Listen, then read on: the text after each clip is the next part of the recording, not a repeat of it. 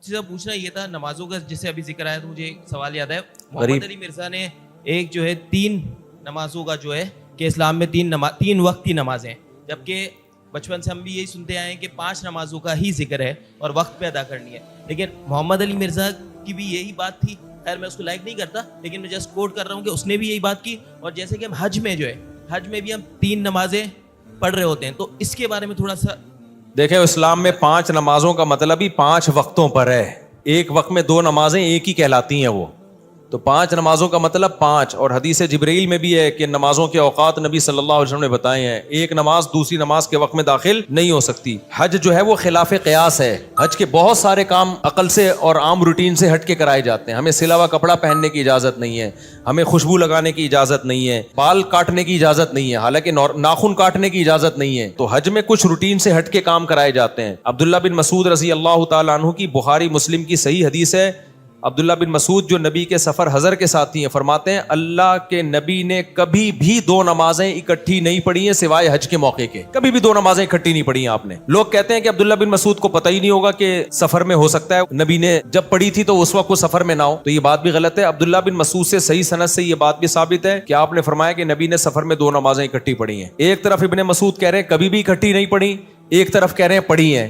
اس کا مطلب جو پڑھی ہیں وہ ایسے پڑھی ہیں کہ ظہر کو مؤخر کیا آخری وقت میں پڑھا اور عصر کو مقدم کر کے اول وقت میں پڑھا. اس طرح سے پڑھنا ثابت ہے. یہ جو بخاری مسلم کی حدیث ہے نا، اس میں اب انجینئر نے بہت بڑا بلنڈر کیا. میں آپ کو بتا رہا ہوں نا کہ مجھے وقت ملے دعا کرو. اس کو میں ایسا ایکسپوز کر سکتا ہوں الحمدللہ.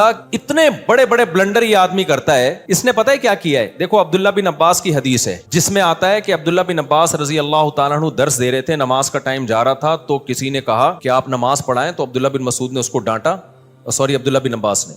اور عبداللہ بن عباس نے ظہر کو مؤخر کیا اور ظہر اور عصر ملا کے پڑھی ہیں انہوں نے. اب عبداللہ بن عباس کے شاگرد ہیں جابر ابن زید. اچھا احناف بھی اس کے قائل ہیں. عبداللہ بن عباس سے پوچھا گیا تو انہوں نے فرمایا نبی نے اسی طرح 2 نمازیں اکٹھی پڑھی ہیں بغیر خوف کے، بغیر بارش کے، بغیر سفر کے. کوئی بھی عذر نہیں تھا لیکن نبی نے 2 نمازیں اس طرح سے اکٹھی پڑھی ہیں. تو میں نے بھی اس طرح پڑھی ہے. اب عبداللہ بن عباس کے شاگرد ہیں جابر ابن زید. ان سے کسی نے پوچھا کہ شاید اس طرح سے پڑھی ہوں کہ ظہر کو مؤخر کیا ہو اور عصر کو مقدم، یعنی دونوں نمازیں پڑھی اپنے ٹائم پر ہیں لیکن چونکہ درس چل رہا تھا، ضرورت تھی، کبھی کبھار ایسا بھی کرنے میں کوئی حرج نہیں ہے، اس لیے عبداللہ بن عباس نے ظہر کو آخری وقت میں اور عصر کو اول وقت میں. تو جابر ابن زید کہتے ہیں کہ میرا بھی یہی خیال ہے. اب اس سے احناف کے موقف کی تائید ہو رہی ہے کہ کبھی اگر کوئی عذر ہو تو اول وقت میں پڑھنے کے بجائے آپ ظہر کو آخر وقت میں لے جاؤ اور عصر کو اول وقت میں لے جاؤ. تو یہ احناف کا بھی یہی موقف ہے. اس طرح سے آپ جمع کر سکتے ہیں. انجینئر نے اتنی بڑی خیانت کی ہے، اس نے کہا کہ وہاں کوئی حنفی بیٹھا ہوا تھا اور اس نے یہ تعویل کر دی کہ ظہر کو مؤخر کیا، عصر کو مقدم کیا. اور بھائی وہ جابر بن زید وہ عبداللہ بن مسعود کا شاگرد ہے، راوی ہے، وہ بتا رہا ہے. تو میں انجینئر کے اندھے مقلدوں سے پوچھتا ہوں عبداللہ بن عباس کی ایک حدیث کا مطلب وہ ہے جو ان کے شاگرد بتا رہے ہیں اور ایک مطلب وہ ہے جو جہلم میں 15ویں صدی کا بندہ بیٹھ کے بتا رہا ہے. تو تمہاری عقل پہ تالے پڑ گئے ہیں. تم ایسے اندھے ہو گئے ہو کہ ان کا شاگرد جو عبداللہ بن عباس کو دیکھ رہا ہے یا دیکھ نہیں رہا ہے، ان سے ابھی مجھے پورے الفاظ یاد نہیں ہے کہ وہ ڈائریکٹ ان سے روایت کر رہا ہے یا ان کا شاگرد ہے، لیکن وہ اس پہ حنفی شافی کی کوئی چھاپ نہیں لگی ہوئی. وہ بیان کر رہا ہے کہ ایسا ہی ہوا ہوگا کہ ظہر کو مؤخر کیا اور عصر کو مقدم کیا ہے. اس کو یہ کہہ کے اس نے ٹال دیا کہ کوئی حنفی بیٹھا ہوا تھا، اس نے یہ تعویل کر لی. اور یہ سارے اندھے بیٹھے ہوئے ہیں اور کہہ رہے ہیں ہاں کوئی حنفی بیٹھا ہوا تھا اس نے. عبداللہ بن عباس کا شاگرد جو مطلب بتا رہا ہے وہ مطلب اندھی تقلید ہے، اور انجینئر جو مطلب اپنی طرف سے تھوپ رہا ہے کہ ظہر کو قضا کر کے انہوں نے عصر میں پڑھی ہے.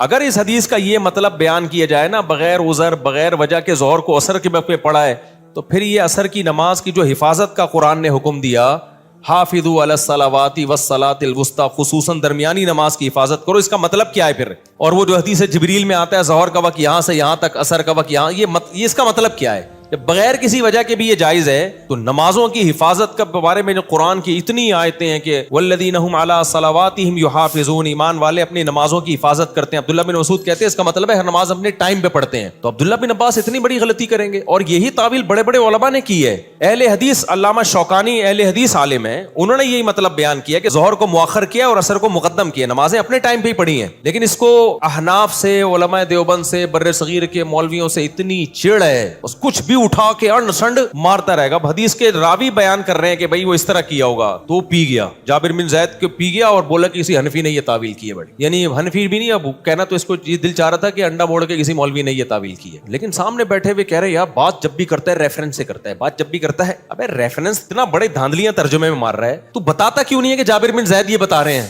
کس اور کو مؤخر کیا اور اثر کو مقدم کیا. عبداللہ بن عباس کے شاگرد یہ بتا رہے ہیں, قضا نہیں کی ہے انہوں نے نماز. تو یہ کبھی خوشبو لگا کے انشاءاللہ سوچ رہا ہوں یا تو دوبارہ جہلم چلا جاؤں میں.